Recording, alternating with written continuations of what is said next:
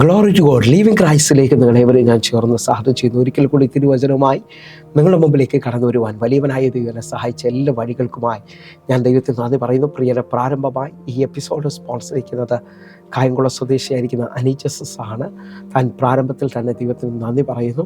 താൻ നാളുകളായി വയറുവേദനയുമായി ഭാരപ്പെട്ടു. കൊല്ലത്തെ ആരാധനയിൽ വന്ന് കൈവച്ച് പ്രാർത്ഥിച്ച ആ മിനിറ്റിൽ തന്നെ കർത്താവ് അന്ന് മുതൽ ഇന്ന് വരെയും സൗഖ്യത്തോടെ നടത്തുന്നു. അതേപോലെ തന്നെ തൻ്റെ ബ്രദറിൻ്റെ ജർമ്മൻ ലാംഗ്വേജിൻ്റെ എക്സാമിന് വേണ്ടി 3 പ്രാവശ്യം നോക്കി അത് ട്രൈ ചെയ്തിട്ട് കിട്ടിയില്ല. എന്നാൽ കർത്താവിൻ്റെ അത്ഭുതകരം ആ മകൾക്ക് വേണ്ടി വെളിപ്പെടുകയും ആരാധനയ്ക്ക് വന്ന് പ്രാർത്ഥനയോടുകൂടെ 4ാമത്തെ പ്രാവശ്യം പാസ്സാകുകയും ചെയ്തു. രണ്ടുപേരെയും വിടുതലായിട്ട് ഞങ്ങൾ ഒരുമിച്ച് ദൈവത്തിന് നന്ദി പറഞ്ഞുകൊണ്ട് ഈ എപ്പിസോഡ് സ്പോൺസർ ചെയ്യുകയാണ്. അതേപോലെ തന്നെ ആ മകൾക്ക് ജർമ്മനിലേക്ക് പോകാൻ തടസ്സം കൂടാതെ വേഗത്തിൽ വഴി തുറക്കേണ്ടതിനായിട്ടും അതേപോലെ തന്നെ പ്രിയസിൻ്റെ ക്രിയാറ്റിൻ നോർമലാകേണ്ടതിനായിട്ടും പ്രത്യേകമായി പ്രാർത്ഥന വിഷയം ചോദിക്കുന്നു. ഇവരെ കുടുംബമായി ഈ ദിവസങ്ങളിൽ ദൈവിക അനുഗ്രഹത്തിൽ ജീവിക്കേണ്ടതിനായി നമുക്ക് ഒരുമിച്ചൊന്ന് പ്രാർത്ഥിക്കാം. എൻ്റെ കൂടെ വിശ്വസിക്കുന്ന എല്ലാവരും പ്രാർത്ഥിക്കണമെന്ന് ഓർപ്പിക്കുന്നു. ഒരു വലിയ ദൈവപ്രവൃത്തിക്കായി, വലിയ ദൈവിക അനുഗ്രഹത്തിനായിട്ട് ഒരുമിച്ചൊന്ന് പ്രാർത്ഥിക്കാം. കർത്താവിൻ്റെ കരം ചലിക്കേണ്ടതിനായി എല്ലാവരും കണ്ണടയ്ക്കാം, പ്രാർത്ഥിക്കാം. ഞങ്ങളെ സ്നേഹിക്കുന്ന ഞങ്ങളുടെ നല്ല കർത്താവെ, പൂർണ്ണ ഹൃദയത്തോടെ ഞങ്ങൾ ഈ 2 സഹോദരിമാരെയും കർത്താവിൻ്റെ കരത്തിൽ ഏൽപ്പിക്കുന്നു. കർത്താവെ, ഇതുവരെയും കണ്ടതിനേക്കാൾ ഇനിയൊരു വലിയ വിടുതലും ഇനിയൊരു വലിയ ദൈവപ്രവൃത്തിയും കാണുന്നതിനായി ഞങ്ങൾ ഒരുമിച്ച് പ്രാർത്ഥിക്കുന്നു. കർത്താവെ, ആ മകളുടെ ക്രിയാറ്റിൻ നോർമലാകേണ്ടതിനായിട്ടും അതേപോലെ തന്നെ കർത്താവെ ഞങ്ങൾ വിശ്വസിച്ചുകൊണ്ട് കർത്താവെ പ്രാർത്ഥിക്കുമ്പോൾ അങ്ങയുടെ കരം ആ മകൾക്ക് വേണ്ടി വെളിപ്പെട്ട് വരണം. അത്ഭുതകരമായൊരു വിടുതൽ, അത്ഭുതകരമായൊരു ദൈവപ്രവൃത്തി സംഭവിക്കേണ്ടവരായി യേശുവേ തിരുരക്തത്തിൽ ഞങ്ങൾ പ്രാർത്ഥിക്കുന്നു. പ്രാർത്ഥിക്കുമ്പോൾ തന്നെ ദൈവത്തിൻ്റെ കരം വിശ്വസിച്ചുകൊണ്ട് പ്രാർത്ഥിക്കുമ്പോൾ തന്നെ ജർമ്മനിയിലേക്ക് പോകാനുള്ള ആ വഴി തുറന്നു കൊടുക്കണമേ അപ്പ. എല്ലാ തടസ്സങ്ങളും നീക്കണമേ. ഇവരെ കുടുംബ സന്തോഷം വർദ്ധിക്കണമേ അപ്പ. ഈ ദിവസങ്ങളിൽ ഇവർ പ്രാർത്ഥിക്കുന്ന എല്ലാ വിഷയത്തിനും മറുപടി അയക്കണമേ. പൂർണ്ണമായി ഞങ്ങൾ വിശ്വസിച്ചുകൊണ്ട് പ്രാർത്ഥിക്കുമ്പോൾ ഒരത്ഭുത ദൈവപ്രവൃത്തി ഇനിയും സാക്ഷ്യമായി അങ്ങ് തുറക്കാൻ പോകുന്നതിനായി നന്ദി. ഒരുമിച്ച് ഏൽപ്പിച്ച് പ്രാർത്ഥിക്കുന്നു. പൂർണ്ണ സൗഖ്യത്തോടെ, പൂർണ്ണ അത്ഭുതത്തോടെ ഇനിയും ഇവരെ കാണുവാൻ സ്വർഗം ഞങ്ങളെ സഹായിക്കണം. യേശുവിൻ നാമത്തിൽ പ്രാർത്ഥിക്കുന്നു, കേൾക്കണം പിതാവേ. ആമേൻ, ആമേൻ, ആമേൻ. പ്രിയരെ, അനുഗ്രഹിക്കപ്പെട്ട ഒരു എപ്പിസോഡിലോട്ട് ഞങ്ങളെ ക്ഷണിക്കുന്നു. കടന്നു വന്നാട്ടെ. പ്രിയരെ, മാറ്റമില്ലാത്ത ദൈവത്തിൻ്റെ തിരുവചനവുമായി ഒരിക്കൽ കൂടെ നിങ്ങളുടെ മുമ്പിലേക്ക് കടന്നു വരുവാൻ വലിയവനായ ദൈവം എന്നെ സഹായിച്ച എല്ലാ വഴികൾക്കുമായി ഞാൻ ദൈവത്തിന് നന്ദി പറയുന്നു. പ്രിയരെ, എൻ്റെ കഴിവോ എൻ്റെ മിടുക്കോ അല്ല, കർത്താവിൻ്റെ കരമാണ് ഓരോ പ്രാവശ്യവും നിങ്ങളുടെ മുമ്പിലേക്ക് കടന്നു വരുവാൻ എന്നെ സഹായിക്കുന്നത്. ആ നിലയിൽ നിന്നുകൊണ്ട് ഈ തിരുവചനവുമായി നിങ്ങളുടെ മുമ്പിൽ നിൽക്കുമ്പോൾ ദൈവവചനത്തിൻ്റെ ആഴം, ദൈവവചനത്തിൻ്റെ ശക്തിയെക്കുറിച്ച് നാം തിരിച്ചറിയണം. യോഹന്നാൻ്റെ സുവിശേഷം 1-ാം അധ്യായം 1-ാമത്തെ വാക്യം പറയുന്നു, ആദിയിൽ വചനമുണ്ടായിരുന്നു, വചനം ദൈവത്തോടു കൂടെയായിരുന്നു, വചനം ദൈവമായിരുന്നു. എന്നെ കേൾക്കുന്നവരെ, ദൈവത്തിൻ്റെ വചനത്തിന് ദൈവത്തോളം ശക്തിയുണ്ട് എന്ന് തിരിച്ചറിയുന്നവർ ഈ മിനിറ്റിൽ നല്ലൊരു ഇരിപ്പിടം ഉറപ്പാക്കി ഏകാഗ്ര ഹൃദയത്തോടെ ഈ വചനത്തെ നിങ്ങൾ ശ്രദ്ധിക്കുകയും ഏറ്റെടുക്കുകയും ചെയ്യുമെങ്കിൽ സങ്കീർത്തനക്കാരൻ 1-ാം അധ്യായത്തിൽ പറയുന്നത് പോലെ അവൻ ആറ്റരികത്ത് നട്ടിരിക്കുന്നതും തക്ക കാലത്ത് ഫലം കായ്ക്കുന്നതും ഇലവാടാത്ത വൃക്ഷം പോലെയും ഇരിക്കും. അവൻ ചെയ്യുന്നതൊക്കെയും സാധിക്കും. ദൈവവചനത്തെ രാവും പകലും ധ്യാനിച്ച് അവൻ്റെ വചനത്തിൽ സന്തോഷിക്കുന്ന ഒരു ഭക്തനെ കുറിച്ച് സങ്കീർത്തനക്കാരൻ എഴുതിയിരിക്കുന്നതാണ്. അവൻ ചെയ്യുന്നതൊക്കെയും സാധിക്കും. അവൻ്റെ മുമ്പിൽ സീസണുകളില്ല എന്ന് പറഞ്ഞാൽ വെയിലോ മഴയോ ഒന്നും അവനെ ബാധിക്കത്തില്ല. ഇതേപോലെ നിങ്ങൾ വിശ്വസിക്കുന്നവരാണെങ്കിൽ ഇതാ ദൈവവചനത്തിൻ്റെ ശക്തി നിങ്ങളുടെ വെളിയിൽ വെളിപ്പെട്ട് വരാൻ പോകുന്നു. സങ്കീർത്തനം 107-ാം അധ്യായം അതിൻ്റെ 20-ാമത്തെ വാക്യം പറയുന്നു, ഞാൻ എൻ്റെ വചനം അയച്ചവരെ സൗഖ്യമാക്കുകയും അവരെ കുഴിയിൽ നിന്ന് കരകയറ്റുകയും ചെയ്യും. എന്നെ കേൾക്കുന്നവരുണ്ടെങ്കിൽ ഒരുമിച്ച് വിശ്വസിക്ക്. നമ്മുടെ കുഴിയിൽ നിന്ന് കരകയറ്റുന്ന വലിയവനായ ദൈവത്തിൻ്റെ കരം ഇതാ നിങ്ങൾക്ക് വേണ്ടി വെളിപ്പെട്ട് വരികയാണ്. എൻ്റെ കൂടെ പ്രാർത്ഥനയോടുകൂടെ കർത്താവിൻ്റെ മുഖത്തേക്ക് നോക്കാൻ പറ്റുന്നവരുണ്ടെങ്കിൽ ഒരുമിച്ച് ഈ മിനിറ്റുകളിൽ വചനത്തിൻ്റെ ആഴം, വചനത്തിൻ്റെ ശക്തി നിങ്ങളുടെ മുന്നിലേക്ക് കൈമാറാൻ പോവുകയാണ്. ഒന്നുകൂടെ യേശു പറഞ്ഞ ആ പദം നിങ്ങൾ ശ്രദ്ധിക്കണം. ഞാൻ നിങ്ങളോട് സംസാരിച്ച വചനം ജീവനും ആത്മാവുള്ളതാണ്. എന്നെ കേൾക്കുന്നവരെ, ഈ വചനം പുറപ്പെടുമ്പോൾ നിങ്ങളത് സ്വീകരിക്കുമ്പോൾ നിങ്ങളിൽ 2 കാര്യങ്ങൾ സംഭവിക്കുന്നു. നിങ്ങളിൽ ജീവൻ വെളിപ്പെടുകയാണ്. അതേപോലെ തന്നെ ദൈവത്തിൻ്റെ ആത്മാവിൻ്റെ ഒരു കൈമാറ്റം. അങ്ങനെ ഉണ്ടെങ്കിൽ ഇപ്പോൾ നിങ്ങളുടെ സൗഖ്യം നടക്കും. നിങ്ങൾ വിശ്വസിക്കണം. പരിശുദ്ധാത്മാവിൻ്റെ നിറവിലാൽ നിങ്ങൾ വിശ്വസിക്കാമെങ്കിൽ ഭയങ്കരമായ കാര്യങ്ങൾ നിങ്ങളിൽ സംഭവിക്കാൻ പോകുന്നു.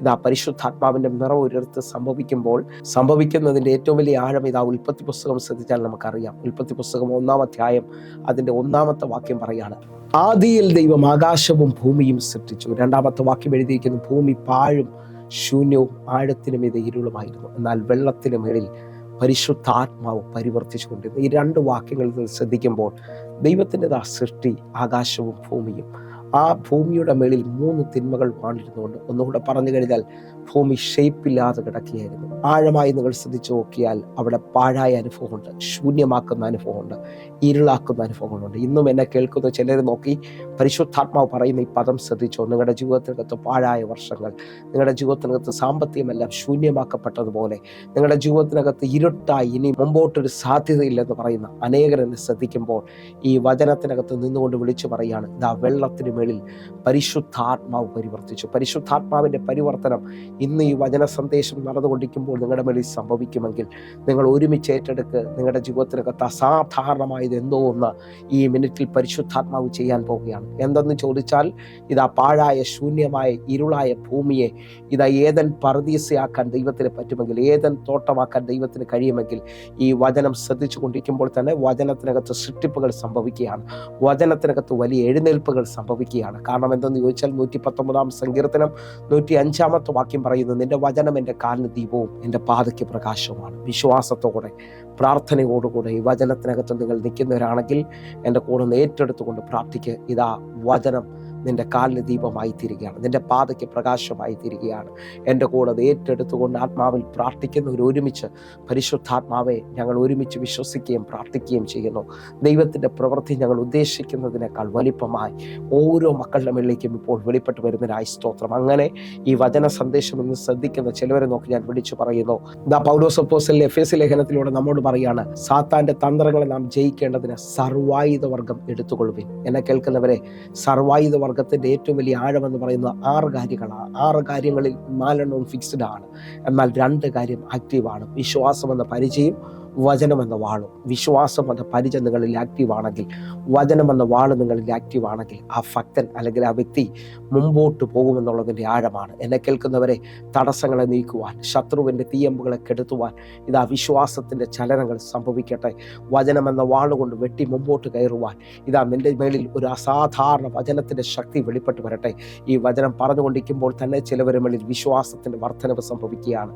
നാളുകളായിട്ട് നോക്കിയിട്ടൊന്നും നടന്നില്ലെങ്കിലും ഇന്ന് കർത്താവിൻ്റെ ഈ വചനത്തിൻ്റെ കേൾവിയിൽ നിങ്ങൾ വാ കൊണ്ട് പറയാൻ തുടങ്ങുന്നു, അവൻ്റെ വസ്ത്രത്തിൽ തൊട്ടാൽ, അവനെ തൊട്ട് കഴിഞ്ഞാൽ എനിക്ക് വിടുതൽ വരാൻ പോവുകയാണ്. കർത്താവിനെ തൊടുന്ന രീതിയിൽ ഇതാ ചിലവരുടെ മേളിൽ വിശ്വാസം വർദ്ധിക്കുന്നു. ആ സാന്നിധ്യത്തിൻ്റെ ആഴം, സാന്നിധ്യം തൊടുന്ന രീതിയിൽ ഇറങ്ങാൻ പോവുകയാണ്. ചിലവരെന്നെ കണ്ടുകൊണ്ടിരിക്കുമ്പോൾ തന്നെ നിങ്ങളുടെ ജീവിതത്തിനകത്ത് സാന്നിധ്യത്തിൻ്റെ പ്രത്യേകത 3 തലത്തിലാണ് സാന്നിധ്യം ചലിക്കുന്നത്. ഒന്ന് ആഴം പറയാമെങ്കിൽ, ദൈവത്തിൻ്റെ സാന്നിധ്യം ഒരാളുടെ മേളിൽ വെളിപ്പെട്ട് കഴിഞ്ഞാൽ അവൻ്റെ മുമ്പിൽ നിൽക്കുന്ന മലകൾ മെഴുകുപോലെ ഉരുകിപ്പോകുമെന്ന് 97 സങ്കീർത്തനം 5 വാക്യം പറയുകയാണ്. അങ്ങനെ ഉണ്ടെങ്കിൽ നിങ്ങളുടെ വിലാപം നൃത്തമായി തീരാൻ പോവുകയാണ്. 16 സങ്കീർത്തനം 11 വാക്യം പറയുന്നു, നിന്റെ സന്നിധിയിൽ ആനന്ദത്തിൻ്റെ പരിപൂർണതയുണ്ട്, സന്തോഷത്തിൻ്റെ പരിപൂർണതയുണ്ട്. അതേ നിലയിൽ മോശയോട് പറയുകയാണ്, എൻ്റെ സാന്നിധ്യം നിന്റെ കൂടെ പോരും, എൻ്റെ സാന്നിധ്യം നിനക്ക് സ്വസ്ഥത നൽകും. എന്നെ കേൾക്കുന്നവരെ, നാട്ടിൽ അറിയാം നല്ല തണുപ്പുള്ള സമയം, ഡിസംബർ മാസങ്ങളൊക്കെ ശ്രദ്ധിച്ചാൽ നിങ്ങൾക്ക് നല്ല തണുപ്പ് അത് രാവിലെ അനുഭവിക്കാൻ പറ്റും. പക്ഷെ നമുക്ക് ഇത് കാണാൻ കഴിയത്തില്ല, പക്ഷെ അനുഭവിക്കാൻ കഴിയും. ഊട്ടിയിലോ കൊടൈക്കനാലിലോ ചെന്ന് കഴിഞ്ഞാൽ നിങ്ങൾക്ക് കാണാൻ പറ്റും, ഒരു മേഘം ഇറങ്ങി നിൽക്കുന്ന പോലെ, ഹല്ലേലൂയ, മഞ്ഞിറങ്ങി നിൽക്കുന്നത് കാണാൻ പറ്റും. പക്ഷേ നമുക്കത് തൊടാൻ കഴിയത്തില്ല, പക്ഷെ അനുഭവിക്കാൻ കഴിയും. അതേ നിലയിൽ തന്നെ ഉയർന്ന മല, ഹിമാചൽ പോലെയുള്ള സ്ഥലങ്ങളിൽ ചെന്ന് കഴിഞ്ഞാൽ ഈ മഞ്ഞിനെ നിങ്ങൾക്ക് തൊടാൻ പറ്റും, ഐസായിട്ട് നിൽക്കുകയാണ്. ആഴം ശ്രദ്ധിക്കാമെങ്കിൽ ശ്രദ്ധിച്ചോ. ഇന്ന് ഈ വചന സന്ദേശം കേൾക്കുമ്പോൾ ചിലവരിത് അനുഭവിക്കുകയാണ്, ചിലവരിത് തൊടും. ആ തൊടുന്ന മാത്രമേ നിങ്ങൾ വിടുതലേക്ക് വരാൻ പോകുക. പ്രിയരെ, ആ നിലയിൽ ഇന്ന് ദൈവവചനത്തിന്റെ ആഴത്തിൽ നിന്നുകൊണ്ട് ഇന്നത്തെ വചന ചിന്തയിലേക്ക് നമ്മൾ കടന്നു വരികയാണ്. ദൈവം പ്രസാദിക്കുന്ന ഏറ്റവും വലിയ ആഴങ്ങളിൽ ഒന്ന് ദൈവസന്നിധിയിൽ താഴുക എന്നുള്ളതാണ്. ഈ പദം നിങ്ങൾ മറക്കരുത്. ദൈവം നമ്മിൽ പ്രസാദിക്കുന്നതിൽ ഏറ്റവും വലിയ ആഴങ്ങളിൽ ഒന്ന് നാം ദൈവസന്നിധിയിൽ താഴുക എന്നുള്ളതാണ്. നമുക്ക് കുറി വാക്യത്തിലേക്ക് 1 പത്രോസ് 5 അതിൻ്റെ 6 വാക്യത്തിലേക്ക്. അതുകൊണ്ട് അവൻ തക്ക സമയത്ത് നിങ്ങളെ ഉയർത്തുവാൻ ദൈവത്തിൻ്റെ ബലമുള്ള കൈക്കീഴെ താണിരിക്കുവിൻ. ഒരു ഉയർച്ച ആഗ്രഹിക്കുന്ന, ദൈവസന്നിധിയിൽ ഒരു എഴുന്നേൽപ്പ് ആഗ്രഹിക്കുന്നവർ നിങ്ങൾ തിരിച്ചറിയേണ്ടത് ദൈവത്തിൻ്റെ സന്നിധിയിൽ താഴുക എന്നുള്ളതാണ്. താഴുന്നവനെ നിശ്ചയമായും ദൈവം ഉയർത്തും. ആ നിലയിൽ നിങ്ങൾ തിരിച്ചറിയാൻ പറ്റുമെങ്കിൽ യാക്കോബിൻ്റെ ലേഖനം 4 അതിൻ്റെ 6 വാക്യവും 10 വാക്യത്തിലേക്ക് നമ്മൾ വരികയാണ്. എന്നാൽ അവൻ അധികം കൃപ നൽകുന്നു, അതുകൊണ്ട് ദൈവം നിഗളികളോട് എതിർത്ത് നിൽക്കുകയും താഴ്മയുള്ളവർക്ക് കൃപ നൽകുകയും ചെയ്യുന്നു എന്ന് പറഞ്ഞിരിക്കുന്നു. ഇവിടെ നമ്മൾ 6 വാക്യം വായിക്കുമ്പോൾ 6 വാക്യത്തിലൂടെ ദൈവം നമ്മോട് ഇടപെടുന്നതിൻ്റെ ഏറ്റവും വലിയ ആഴം, അവൻ നിഗളികളോട് എതിർത്ത് നിൽക്കുകയും താഴ്മയുള്ളവർക്ക് അധികം കൃപ നൽകുകയും ചെയ്യുന്നു. എന്നെ കേൾക്കുന്നവരെ, പുതിയ നിയമ വിശ്വാസികൾ കൃപയാലാണ് ജീവിക്കുന്നത്. അറിയില്ല, അവൻ്റെ നിറവിൽ നിന്ന് നമുക്കെല്ലാവർക്കും കൃപമേൽ കൃപ ലഭിച്ചിരിക്കുന്നു. ആഴമായി വിശ്വസിക്കുന്നവരുണ്ടെങ്കിൽ നിങ്ങളുടെ ജീവിതത്തിനകത്ത് അസാധാരണമായ ഒരു ദൈവകൃപ ഈ മണിക്കൂറിൽ നിങ്ങൾ ഏറ്റെടുക്കണം. എങ്ങനെയാ ദൈവകൃപ നിങ്ങളിലേക്ക് ഒഴുകുമെന്ന് ചോദിച്ചു കഴിഞ്ഞാൽ ദൈവസന്നിധിയിൽ താഴുക, ആ പാദപീഠത്തിൽ മുറുകെ പിടിക്കുക.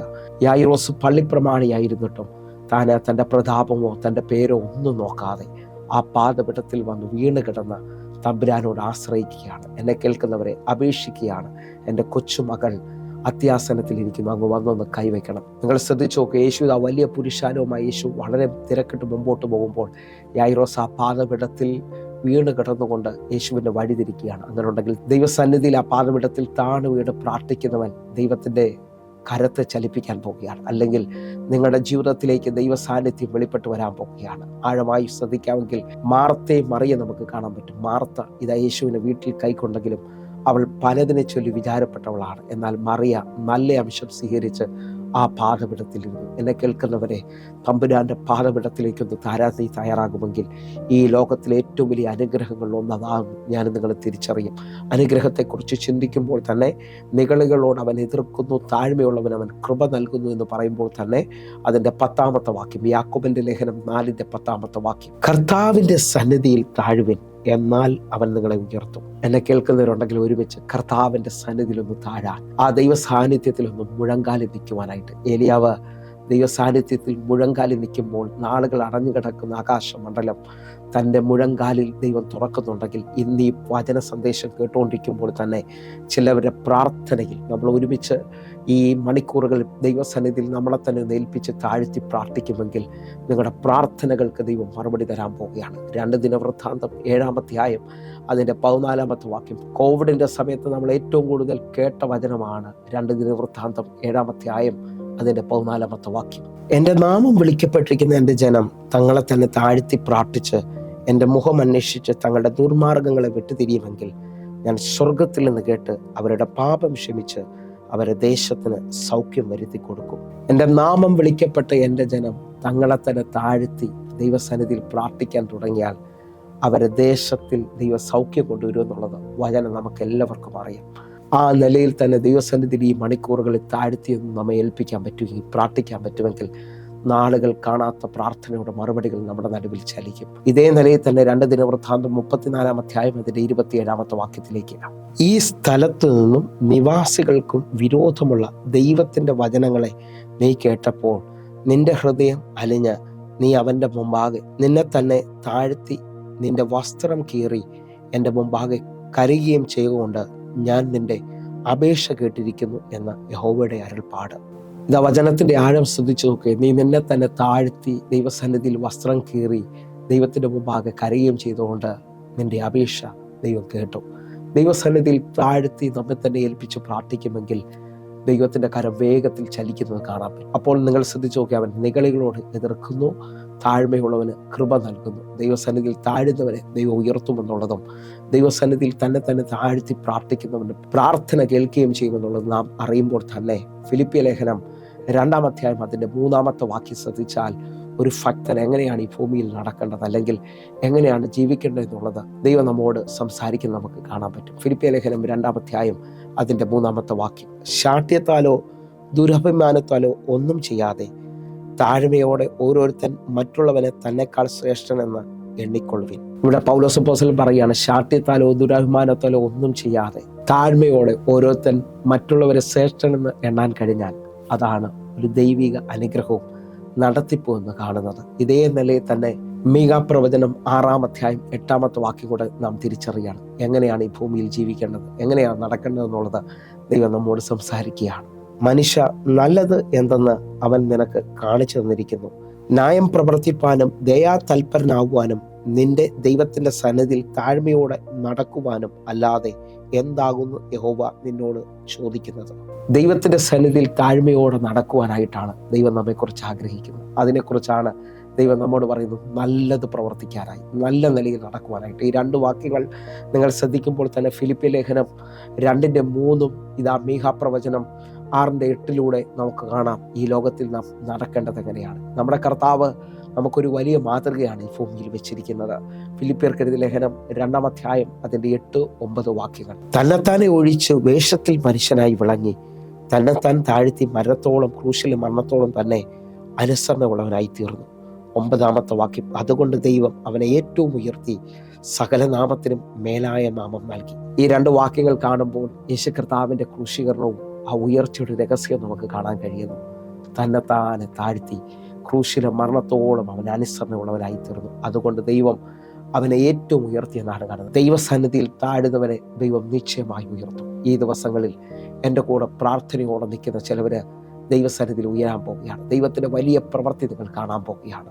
എൻ്റെ കൂടെ അങ്ങനെ ഒന്ന് വിശ്വസിക്കുകയും പ്രാർത്ഥിക്കുകയും ഒക്കെ ചെയ്യുന്നവർ ഇപ്പോൾ തന്നെ അവൻ്റെ ബലമുള്ള കൈകൾക്കൊന്ന് താണിരിക്കുവാൻ കർത്താവിൻ്റെ കരത്തിൽ പിടിച്ചുകൊണ്ട്, കർത്താവെ നീ എന്നെ ഉയർത്തണം, തക്ക സമയത്തൊന്ന് ഉയർത്തണമേ എന്നൊക്കെ പറഞ്ഞ് പ്രാർത്ഥനയോടെ ദൈവസന്നിധിയിൽ താഴുന്ന ചിലവരെ നോക്കി ഞാൻ വിളിച്ചു പറയുക, നിങ്ങളുടെ ജീവിതത്തിനകത്ത് ഈ വചനങ്ങൾ കേൾക്കുമ്പോൾ നിങ്ങളും ഞാനും ഒരുമിച്ച് ശോധന ചെയ്യണം. കർത്താവ് എവിടെങ്കിലും എന്നിൽ നിഗളം വെളിപ്പെട്ടിട്ടുണ്ടോ? ഞാൻ അറിയാം അങ്ങിൽ നിന്നകന്നാണോ ജീവിക്കുന്നത്? ഞാനെന്ന ഭാവം എന്നിൽ വെളിപ്പെട്ടിട്ടുണ്ടോ? ഇതെല്ലാം ഒന്ന് നമുക്ക് ശോധന ചെയ്തുകൊണ്ട് വീണ്ടും ദൈവസന്നിധിയിൽ നമ്മളെ തന്നെ ഒന്ന് മുറുകെ പിടിക്കാൻ പറ്റിയാൽ നീ വീണ്ടും ആഴമായ ദൈവിക അനുഗ്രഹത്താൽ ദൈവത്തിൻ്റെ ഫേവറിൽ നീ മുമ്പോട്ട് പോകുന്നത് കാണാൻ പറ്റും. അതേ നിലയിൽ തന്നെ നിന്നുകൊണ്ട് ഞാൻ നിങ്ങളെ ഒരു വചനം ഓർപ്പിക്കുകയാണ്. ദൈവം നമ്മിലുണ്ടോ അല്ലെങ്കിൽ ദൈവം നമ്മിൽ വസിക്കുന്നു എന്ന് തിരിച്ചറിയുന്നതിൻ്റെ ആഴം അറിയാം താഴ്മ വെളിപ്പെടുമ്പോഴാണ്.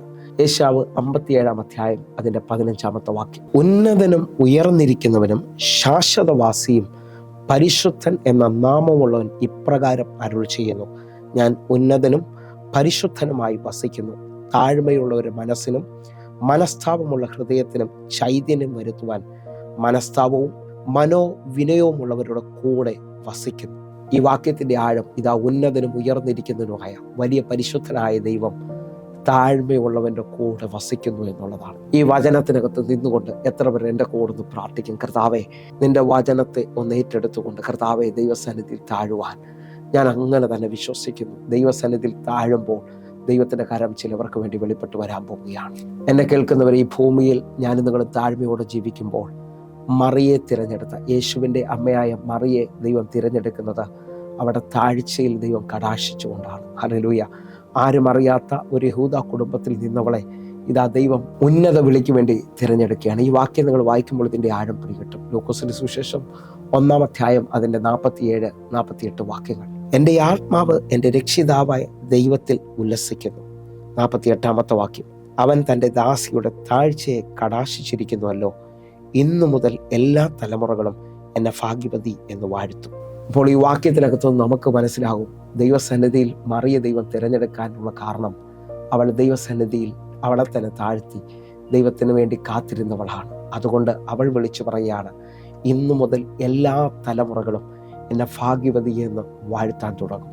ആഴമായി സ്വീകരിച്ചോ. ദൈവസന്നിധിയിൽ താഴുന്ന നിങ്ങൾ ദൈവത്തിൻ്റെ മുമ്പാകെ ഒരു വലിയ ഉയർച്ച, ദൈവികമായ ചില വിടുതലുകൾ നിങ്ങൾ കാണാൻ പോവുകയാണ്. ഒരു സാമ്പത്തിക വിടുതലിന് വേണ്ടി ആഗ്രഹിക്കുന്നുണ്ടെങ്കിൽ ഈ വാക്യം നിങ്ങൾ മറക്കരുത്. സദൃശവാക്യം 22-ാം അധ്യായം അതിൻ്റെ 4-ാമത്തെ വാക്യം, താഴ്മയ്ക്കും യഹോവഭക്തിക്കുമുള്ള പ്രതിഫലം ധനവും മാനവും ജീവനുമാകുന്നു. താഴ്മയ്ക്കും യഹോവഭക്തിക്കുമുള്ള പ്രതിഫലം എന്ന് ചോദിച്ചാൽ ധനവും മാനവും ജീവനുമാകുകയാണ്. എന്നെ കേൾക്കുന്നവരെ, നിങ്ങളുടെ ജീവിതത്തിനകത്ത് ഇന്ന് നിങ്ങൾ ദാരിദ്ര്യത്തിലാണോ നിൽക്കുന്നത്? നിങ്ങൾ ദൈവസന്നിധിയിൽ താണി ദിവസങ്ങളിൽ പ്രാർത്ഥിക്കാമെങ്കിൽ തക്ക സമയത്ത് നിന്നെ ഉയർത്തുന്ന ദൈവത്തിൻ്റെ കരം ഇതാ നിന്റെ മേലിൽ വെളിപ്പെട്ട് വരാൻ പോവുകയാണ്. ദൈവത്തിൻ്റെ ശബ്ദത്തിന് മുമ്പിൽ, ദൈവത്തിൻ്റെ വചനത്തിന് മുമ്പിൽ ഇതാ തന്നെ ഏൽപ്പിച്ചു കൊടുത്ത ഇസഹാക്കിന് ആ ക്ഷാമത്തിൽ 100 മേനി ഫലം കൊടുത്തെങ്കിൽ അവനെ വർദ്ധിപ്പിച്ച് മഹാധനവനാക്കി തീർക്കാൻ ദൈവത്തിന് കഴിയുമെങ്കിൽ ഇതാ ഇല്ലാത്തതിനെ ഉള്ളതിനെ പോലെ വിളിക്കുന്നവൻ, മരിച്ചതിനെ ജീവിപ്പിക്കുന്നവൻ നിന്നെ അനുഗ്രഹിക്കാൻ പോവുകയാണ്. നമുക്ക് നമ്മളെ തന്നെ ഏൽപ്പിച്ചു കൊടുക്കാൻ പ്രിയരെ. ഈ ദിവസങ്ങളിൽ കർത്താവിൻ്റെ സന്നിധിയിൽ താഴുവാൻ, കർത്താവെ ഒന്ന് മാനിക്കണേ, ഒന്ന് ഉയർത്തണമേ എന്ന് പറഞ്ഞുകൊണ്ട് നമുക്ക് നമ്മളെ തന്നെ ഏൽപ്പിച്ചു കൊടുക്കാൻ പറ്റുമെങ്കിൽ കണ്ണുകൾ അടയ്ക്കാം, പ്രാർത്ഥിക്കാം. ദൈവനാമത്തിന് മഹത്വം ഉണ്ടാകട്ടെ. ഞങ്ങളിവിടെ വരുന്നത് ജനുവരി മാസമാണ്. നിങ്ങൾ മൂവ് ചെയ്യുകയാണ്. ഞാൻ ഇവിടെയാണ് ഈ മീറ്റിങ്ങിൽ വന്നത് ആദ്യം കാണുന്നത്. എന്നോട് കർത്താവ് പറഞ്ഞു, നിന്റെ പാസ്പോർട്ടിൽ സീലടിക്കുകയാണ്, നിനക്ക് വേണ്ടി ഒരു ഭയങ്കര ചലനം നടക്കാൻ പോവുകയാണ്. ഹല്ലേലൂയ. ഞാൻ ആത്മാവിൽ ആ മോളെ കണ്ടോണ്ട് നിൽക്കുമ്പോൾ അതിന്റെ തൊട്ടടുത്ത രാജ്യത്തിൽ നീ ചെന്നിറങ്ങും. Yes Lord. നീ വിശ്വസിക്കുന്നുണ്ടോ? പാസ്പോർട്ട് നാളെ അല്ലെങ്കിൽ മറ്റന്നാൾ എത്തും. വിശ്വസിക്കുന്നവരുണ്ടെങ്കിൽ ഒരുമിച്ച് ഇത് നിന്റെ വിശ്വാസത്തെ വർദ്ധിപ്പിക്കാൻ പോവുകയാണ്. നമ്മൾ തമ്മിൽ എന്തൊരു പരിചയമുണ്ടോ? ഒരു രീതിയിൽ ഒരു പരിചയമില്ല. പക്ഷെ കർത്താവിനോട് സംസാരിക്കുന്നു. ഇന്ന് ഈ മകള് വിശ്വസിക്കാൻ പറ്റുമോ? ആ സൗര രാജ്യത്തിന്റെ അടുത്ത രാജ്യങ്ങളുടെ പേരെന്തോന്ന് എനിക്ക് അറിയത്തില്ല. പക്ഷെ എന്നെ മാൾട്ട എന്ന് എഴുതി. Malta. Father I release it. Yes, ആ രാജ്യത്തിൽ നിന്നെ ഞാൻ നേരിട്ട് കാണും. നിന്നെ ദൈവം അവിടെ ഉറപ്പിക്കും. അവിടെ നിന്ന് നിനക്ക് പ്രമോഷനുകൾ വരും. 15 വർഷമായി ഭവനമില്ലാതെ നീ എങ്ങും എത്താതെ ജീവിച്ചു തീരുന്ന നിന്റെ ജീവിതത്തിൽ ഐഡികൾ ഡിഗ്രി നിന്റെ കരച്ചിൽ തീരാൻ പോവുകയാണ്. നിനക്ക് വേണ്ടി മറുപടികൾ ദൈവം 2026 നിന്റെ സാമ്പത്തികത്തിന്റെ വർഷമാണ്. ഈ 2026 നിന്റെ കുടുംബമായി ഉയർച്ചയുടെ വർഷമാണ്. നീ എന്തിനൊക്കെ ഇന്നലകളിൽ കരഞ്ഞോ അതിനെല്ലാം ദൈവം ഈ വർഷം മറുപടി പറയും. ദൈവനാമത്തിന് മഹത്വം ഉണ്ടാകട്ടെ. ഞങ്ങളിവിടെ വരുന്നത് ജനുവരി മാസമാണ്. ഞങ്ങളുടെ ചേച്ചി അയർലൻഡിലുണ്ട്. ചേച്ചി പറഞ്ഞിട്ട് പാസ്റ്ററിനെ ഞങ്ങൾ പരിചയപ്പെടുന്ന നീ അടി തീർച്ചയായിട്ടും അവിടെ പോകണം. ഞങ്ങൾക്ക് ഒത്തിരി പ്രശ്നങ്ങളായിരുന്നു. അതുകൊണ്ട് നീ തീർച്ചയായിട്ടും അവിടെ പോയാൽ നിങ്ങളുടെ കാര്യങ്ങൾക്കൊക്കെ മാറ്റം ഉണ്ടാകും. ചേച്ചി പറഞ്ഞനുസരിച്ചാണ് ഞാനും പിള്ളേരും ഇവിടെ വന്നപ്പം പാസ്റ്റർ ഞങ്ങൾക്ക് വേണ്ടി പ്രാർത്ഥിക്കുകയും കൊച്ചിൻ്റെ കാര്യം പറഞ്ഞു. അവളുടെ മാൾട്ടയ്ക്ക് ഉള്ള വിസ അടിക്കുന്നതായിട്ട് കാണിക്കുമെന്ന് പറഞ്ഞു. അതിനു മുമ്പ് ഇവർക്ക് മാൾട്ടയ്ക്ക് കൊടുത്തിട്ടുണ്ടായിരുന്നു ഞങ്ങൾ. പക്ഷേ അത് പിറ്റേ ദിവസം തന്നെ അത് റിജക്റ്റ് ആയിട്ടാണ് വന്നിരുന്നത്. അപ്പം ഞാൻ പാസ്റ്ററെ വിളിച്ച് പറഞ്ഞു, പാസ്റ്ററെ അവളുടെ വിസ ഇങ്ങനെ റിജക്റ്റ് ആയിട്ടാണ് വന്നേക്കെന്ന് പറഞ്ഞപ്പോൾ പാസ്റ്റർ പറഞ്ഞു ഒരു കാരണവശാലും അങ്ങനെ വരികയില്ല, ഒന്നുകൂടെ ശ്രമിക്കുക, ഏതായാലും അത് നടക്കാതിരിക്കുകയില്ല, ദൈവം അവൾ മാൾട്ടയിൽ ഇറങ്ങി നിൽക്കുന്നതായിട്ട് കാണിക്കുന്നുണ്ടെന്ന് പറഞ്ഞു. അപ്പം ഞാൻ കൊച്ചിനോട് പറഞ്ഞു, മോനെ എന്നാ ചെയ്യേണ്ട ഇനിയിപ്പോൾ അല്ല, ആ കൺഫ്യൂഷനായി. പാസ്റ്റർ പറഞ്ഞ കാര്യങ്ങൾ ഞങ്ങൾ വിശ്വസിച്ചു. അടുത്തത് ഞങ്ങൾ പെട്ടെന്ന് കൊച്ചു വേറൊരു ഏജൻസിയെ വിളിച്ചിട്ട് അവളുടെ 6 മാസത്തെ കോഴ്സാണ് അവിടെ ഇവളുടെ ബ്രിഡ്ജ് കോഴ്സ് എന്ന് പറഞ്ഞൊരു കോഴ്സുണ്ട്. ആ കോഴ്സ് പഠിക്കാനായിട്ട് പെട്ടെന്ന് ഞങ്ങൾ തിരക്കി. അപ്പോൾ അവിടെ ഒക്ടോബർ മാസത്തിൽ മാത്രമേ ഇനി കോഴ്സ് ഉള്ളെന്ന് പറഞ്ഞു. ഇവൾ പ്രധാനപ്പെട്ട ഒരു യൂണിവേഴ്സിറ്റി ആയിരുന്നു. ആ യൂണിവേഴ്സിറ്റിയിൽ ഒക്ടോബറിലേ ഉണ്ടാവുള്ളൂ എന്ന് പറഞ്ഞു. അപ്പം ഞങ്ങൾക്ക് അപ്പോൾ പാസ്റ്ററുടെ രാവിലത്തെ മെസ്സേജ് വന്നത് പിന്നെ അധികാരികളിൽ ഇടപെടുന്ന ആ മെസ്സേജാണ് വന്നത്. അത് കണ്ടപ്പോൾ ഞാൻ പറഞ്ഞു, മോനെ തീർച്ചയായിട്ടും പാസ്റ്റർ നമ്മളോട് പറഞ്ഞ കാര്യങ്ങളെല്ലാം നമുക്ക് നിറവേറും, നമുക്ക് ഉറച്ച് വിശ്വസിച്ചുകൊണ്ട് നമുക്കതിലേക്ക് അത് കൊടുക്കാമെന്ന് പറഞ്ഞ് ഞങ്ങളത് കൊടുത്തു. ഇപ്പോൾ അവൾക്കത് അതിൻ്റെ വിസ വന്നു. ഇൻ്റർവ്യൂവിന് വേണ്ടി പാസ്റ്റർ പ്രാർത്ഥിച്ചു. പിന്നെ ഞങ്ങൾ താമസിക്കുന്നിടത്തുനിന്ന് മൂവ് ചെയ്യുമെന്ന് പാസ്റ്റർ പറഞ്ഞിരുന്നു. അതുപോലെ ചെയ്തു. ഞാൻ എപ്പോഴും എനിക്ക് എന്തെങ്കിലും പ്രശ്നങ്ങളുണ്ടായാലും ഞാൻ പാസ്റ്ററിൻ്റെ മെസ്സേജിലും പാസ്റ്റർ പറയും, ഒരു കാരണവശാലും വിഷമിക്കേണ്ട, എല്ലാം ദൈവം നടത്തി തരും. ഇത്രയും നല്ല ഒരു പാസ്റ്ററെ കണ്ടുപിട്ടാനും ദൈവം ഞങ്ങൾക്ക് സഹായിച്ചതിനെ ഓർത്ത് ദൈവത്തിന് ഒത്തിരി നന്ദി പറയുന്നു. എല്ലാ കാര്യത്തിലും ഒത്തിരി ആത്മാർത്ഥതയും സ്നേഹമുള്ള പാസ്റ്ററിനെ ദൈവം ഞങ്ങൾക്കായി ഒരുക്കിയതിനോർത്ത് ഞങ്ങൾ ഒത്തിരി ദൈവത്തിനും എല്ലാവർക്കും നന്ദി പറയുന്നു. ആമേൻ, ആമേൻ. ഞാനും പാസ്റ്ററിന് ഒരുപാട് നന്ദി അറിയിക്കാൻ ആഗ്രഹിക്കുന്നു. ബിക്കോസ് ഞാൻ ഈ പ്രോസസ്സിങ് സ്റ്റാർട്ട് ചെയ്യുന്ന സമയത്ത് എനിക്ക് ഒരുപാട് സ്ട്രഗിൾസ് ഒക്കെ ഉണ്ടായിട്ടുണ്ട്. ആ സമയത്ത് ഞാൻ പാസ്റ്ററിന് മെസ്സേജ് അയക്കുകയും പാസ്റ്റർ എനിക്ക് വേണ്ടി ഒരുപാട് പ്രാർത്ഥിക്കുകയും ധൈര്യമായിട്ട് എന്നോട് മുന്നോട്ട് പോകാൻ പറയുകയാണ് ചെയ്തത്. സോ എനിക്ക് ഒരുപാട് നന്ദി പാസ്റ്ററിനോട് പറയാനുണ്ട്. ഞാൻ ഒരുപാട് പാസ്റ്റർമാരെയൊക്കെ കണ്ടിട്ടുണ്ട്, പക്ഷേ പാസ്റ്ററിനെ പോലെ ഇത്രയും സ്നേഹവും കരുണയുള്ള ഒരാളെ ഞാൻ ആദ്യമായിട്ടാണ് കാണുന്നത്. സോ നന്ദി, ഒരുപാട് നന്ദി. ആമേൻ. പുകഴ്ച മുഴുവൻ, മഹത്വം മുഴുവൻ കർത്താവിന്. നിന്നതല്ല, കർത്താവ് നിർത്തുമാറാക്കിയതാണ്. ഒരുമിച്ച് ഒന്ന് കര ഉയർത്തിപ്പിടിച്ചുകൊണ്ട് ഹല്ലേലൂയ. ഞങ്ങളെ സ്നേഹിക്കുന്ന ഞങ്ങളുടെ നല്ല ദൈവമേ, പൂർണ്ണ ഹൃദയത്തോടെ എന്നെ കാണുന്ന എന്നെ കേൾക്കുന്ന ഓരോ മക്കളെ ഏൽപ്പിച്ച് പ്രാർത്ഥിക്കുന്നു. കർത്താവേ, ഈ മിനിറ്റിൽ ദൈവസന്നിധി താഴുവാനായിട്ട്, ഈ ദിവസങ്ങളിൽ ജഡത്തിൻ്റെ ഭാവമോ അല്ലെങ്കിൽ നിങ്ങളുടെ ഭാവമോ ഞങ്ങളിൽ വരാതെ ദൈവത്തിൻ്റെ കരത്താൽ ഉയരുവാനായിട്ട്, ദൈവത്തിനാൽ മാനിക്കപ്പെടുവാനായിട്ട് ഞങ്ങളെ ഏൽപ്പിക്കുന്നപ്പാ. വലിയ ദൈവപ്രവർത്തികൾ ഈ മണിക്കൂറിൽ ഞങ്ങളുടെ മേലിൽ വെളിപ്പെട്ട് വരണമേ അപ്പാ. യേശുവിൻ്റെ നാമത്തിലും യേശുവിൻ്റെ രക്തത്തിലും ഞങ്ങൾ പ്രാർത്ഥിക്കുന്നു. വലിയ ദൈവത്തിൻ്റെ കരം കാണേണ്ടതിനായി, അത്ഭുതം കാണേണ്ടതിനായി ഞങ്ങളെ തന്നെ ഏൽപ്പിക്കുന്നു. യേശുവിൻ നാമത്തിൽ ഇപ്പോൾ ദൈവിക സൗഖ്യങ്ങൾ, പ്രാർത്ഥനയുടെ മറുപടികൾ, ഉയർച്ചകൾ എന്നെ കാണുന്ന മക്കളുടെ മേലിൽ വെളിപ്പെട്ട് വരട്ടെ. കർത്താവ് അത് ചെയ്തതിനായി നന്ദി. ആമേൻ, ആമേൻ. പ്രിയരെ, ഈ വചന സന്ദേശം നിങ്ങൾക്ക് അനുഗ്രഹമായെങ്കിൽ വേഗത്തിൽ തന്നെ നിങ്ങൾ വിളിക്കുകയും പ്രാർത്ഥന വിഷയം പറയുകയും ചെയ്യണമെന്ന് ഓർപ്പിക്കുന്നു. അതേപോലെ നമ്മുടെ യൂട്യൂബ് ചാനലിലേക്ക് നിങ്ങൾ കടന്നു വരണമെന്ന് ഓർപ്പിക്കുന്നു. അതേപോലെ എന്നെ കേൾക്കുന്നവരെ നിങ്ങൾക്ക് വിളിക്കാൻ പറ്റുമെങ്കിൽ ഇപ്പോൾ തന്നെ വിളിച്ച് നേരിട്ട് കാണാൻ പറ്റുമെങ്കിൽ നേരിട്ട് കണ്ടാട്ടെ. വലിയ ദൈവപ്രവർത്തികൾ ഈ ദിവസങ്ങളിൽ വെളിപ്പെട്ട് വരേണ്ടതിനായിട്ട് തൃശ്ശൂരിലും എറണാകുളത്തും കൊല്ലത്തും കുണ്ടറയിലും തിരുവനന്തപുരത്തും ഒക്കെ നമ്മുടെ ആരാധന നടക്കുകയാണ്. നിങ്ങളെ ഞാൻ ക്ഷണിക്കുന്നു, നിങ്ങൾ കടന്നു വന്നാട്ടെ. വലിയൊരു ദൈവപ്രവർത്തിക്കായിട്ട് നമുക്ക് ഒരുങ്ങാം. ദൈവത്തിൻ്റെ കരം വെളിപ്പെട്ട് വരട്ടെ. ആമേൻ, ആമേൻ, ആമേൻ.